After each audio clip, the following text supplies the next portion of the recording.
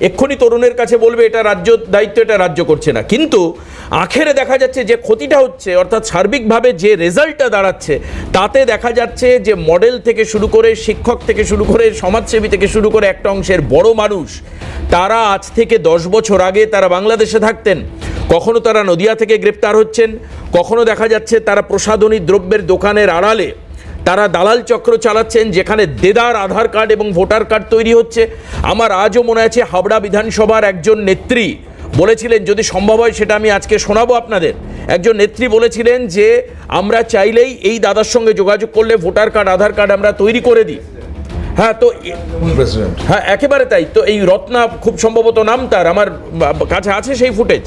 এবার এই যে এটা যদি অত্যন্ত সাবলীলভাবে তৈরি করে দেওয়া গেছে এতদিন ধরে, তাহলে এখন যখন 2002-03 পরে আবার এই গণনা প্রক্রিয়া বা চিহ্নিতকরণের প্রক্রিয়া শুরু হচ্ছে, কারা ভোটার, নাগরিক নয়, কারা ভোটার, সেই জায়গায় বিতর্ক এবং বিরোধিতা তৈরি হচ্ছে। আমি তরুণের কাছে যাব। আমার প্রদীপ্তদার কাছে সরাসরি এই তথ্য তুলে ধরার উদ্দেশ্য এটাই, কারণ এই ধরনের নেতা নেত্রীরা বাংলাদেশ থেকে আসা মানুষদেরকে তারা ভোটার হিসাবে দেখে, তারা অনুপ্রবেশকারী হিসাবে দেখে না, শরণার্থী হিসাবে দেখে কিনা জানি না, কিন্তু সরাসরি ভোটার হিসাবে দেখে। কিভাবে প্রদীপ্তদা, আমি আপনার জন্য হাবড়া বিধানসভার একটি উদাহরণ, যেটা আজ থেকে প্রায় বছর দুয়েক আগে এই ভিডিও এসছিল আমাদের কাছে, আমরা সযত্নে রেখে দিয়েছি, কারণ এরকম গুরুত্বপূর্ণ মন্তব্য খুব কম শোনা যায়, মানে রেকর্ড কম হয়, শোনা যায় হয়তো প্রচুর, কিন্তু ক্যামেরার সামনে একেবারে জনমানুষের সামনে দাঁড়িয়ে কি বলছেন হাবড়া বিধানসভা অঞ্চলের নেত্রী রত্না ঘোষাল, খুব সম্ভবত কি বলেছেন তিনি, তার বক্তব্য শোনাবো। মমতা ব্যানার্জি মানে অনেকেই হয়তো লাইভ দেখেছেন, উনি কিন্তু আজকে ঘোষণাই করেছেন 3 মাস মধ্যেই ইলেকশন ডিক্লেয়ার হবে।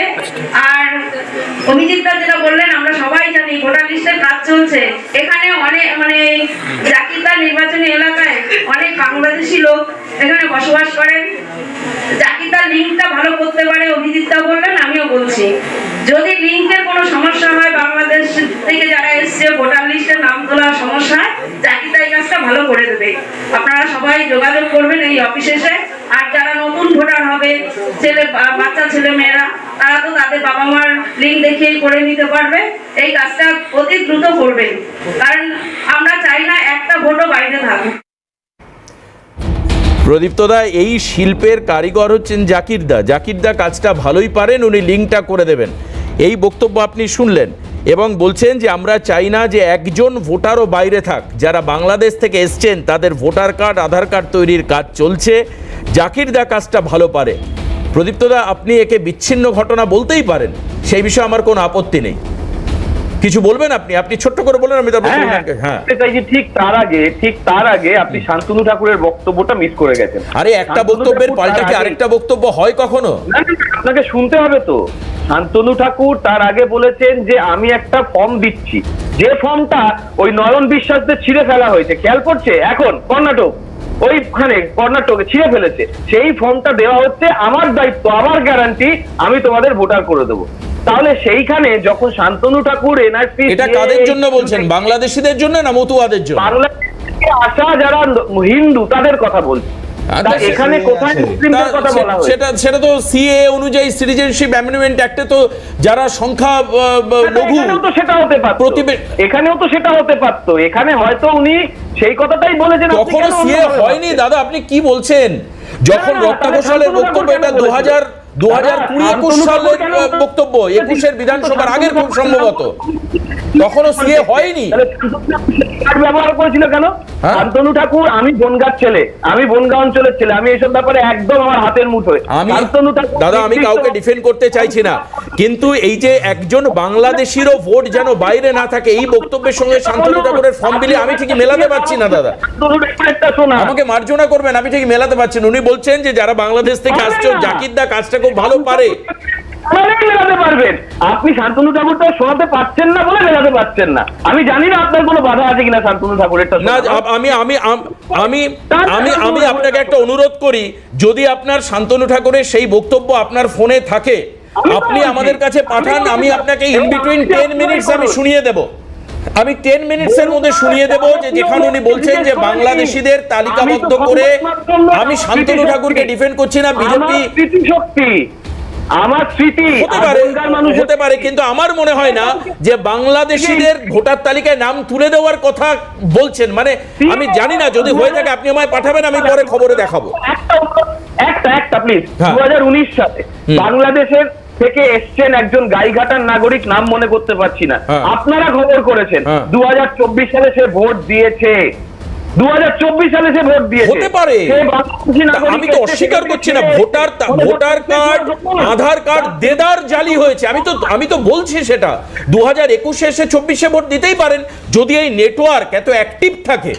এই আপনি জানেন বাগদা, বনগা, বসিরহাট, হাসনাবাদ, আপনাকে আমি আরো ভালো তথ্য দিই। রুবি হসপিটাল, কলকাতার রুবি হসপিটালের উল্টো দিকে জেরক্সের দোকানগুলোতে গিয়ে খোঁজ করুন। 2019 দাদা প্লিজ, 2014 থেকে 2019 14,880 জন বাংলাদেশিকে ভারতীয় নাগরিকত্ব দিয়েছে ভারত সরকার। 2014 আচ্ছা, থেকে এটা তরুণ ভালো বলতে পারবে, তরুণ ডিফেন্ড করতে পারবে। আমি বিজেপি নই এখন, ভারত সরকার বলতে আপনি হয়তো বলছেন যে যেহেতু বিজেপির দায়িত্বে রয়েছে। তরুণ এই তথ্যগুলো মানুষকে সরাসরি ভাবে একটা সন্দেহ, একটা বিভ্রান্তির মধ্যে রাখছে। সত্যি তো আনছি। দেখো, এই তুতু মেমে আমি জানি না প্রদীপ্তদা শব্দ নিজের ঘাড়ে চাপাচ্ছেন কেন, শব্দ ওনাদের নয়। 1998 সাল 24শে জুলাই 1998 আমরা একবার স্ক্রিনে দেখাই। বাংলার প্রথম সারির দুটো সংবাদ মাধ্যম, সেখানে দুটো খবর পড়ে বেরিয়েছিল। কি খবর বেরিয়েছিল? মহারাষ্ট্র থেকে 35 জন বাংলাদেশি ধরা পড়ে, তাদেরকে কলকাতায় নিয়ে আসা হচ্ছিল যাতে বর্ডার দিয়ে পুশব্যাক করা যায়, বিএসএফ হাতে দেওয়া যায়। মহারাষ্ট্র পুলিশ যখন তাদেরকে নিয়ে আসছিল, তখন সেই পার্টিকুলার কুর্লা এক্সপ্রেসের উপরে আক্রমণ হয়। 500 জন নিয়ে আক্রমণ সংগঠিত করে বামেদের বিধায়ক রবীন্দ্রনাথ ঘোষ। গুলিও চলে, পুলিশ বাইরে গুলি চালাতে বাধ্য হয়, কিন্তু সে থেকে 35 জনকে নিয়ে বেরিয়ে যায়। সে 35 জন কোথায় গেল, কি হলো, আজ পর্যন্ত কেউ জানে না। তো এটা খালি তৃণমূলের দোষ না, এই যে বামফ্রন্টের কীর্তি, বামফ্রন্টও আছে। এটা খেলা 1998। 2005 সাল মমতা বন্দ্যোপাধ্যায় সে পার্লামেন্টে ওয়ালেন্ট দাঁড়িয়ে কাগজ ছুড়ে দিয়ে 1 কোটির ওপর ভোটার পশ্চিমবঙ্গে আছে, সিপিএম নিয়ে এসছে। আর সেই 1 কোটি মানুষ গেল কোথায়? সে 1 কোটি মানুষ তো পশ্চিমবঙ্গে বসে আছে আজকের দিনেও, তারা কিন্তু এখানকার নয়, তাদের সব ব্যবস্থা করে দেওয়া হয়েছে। কেন করে দেওয়া হলো? আজকে বাঙালি অস্মিতা নিয়ে প্রচণ্ড কথা হচ্ছে যে বাঙালি অস্মিতা নষ্ট হয় না যখন বলা হয় আমাদের মুখ্যমন্ত্রী যে আমার রাজ্য 100 দিনের কাজে প্রথম, পরপর 5 বছর প্রথম। কোনো রাজ্য 100 দিনের কাজে প্রথম মানে সেই রাজ্যে কোনো রেগুলার কর্মসংস্থান নেই। এটা গর্বের না, এটা লজ্জার বিষয়।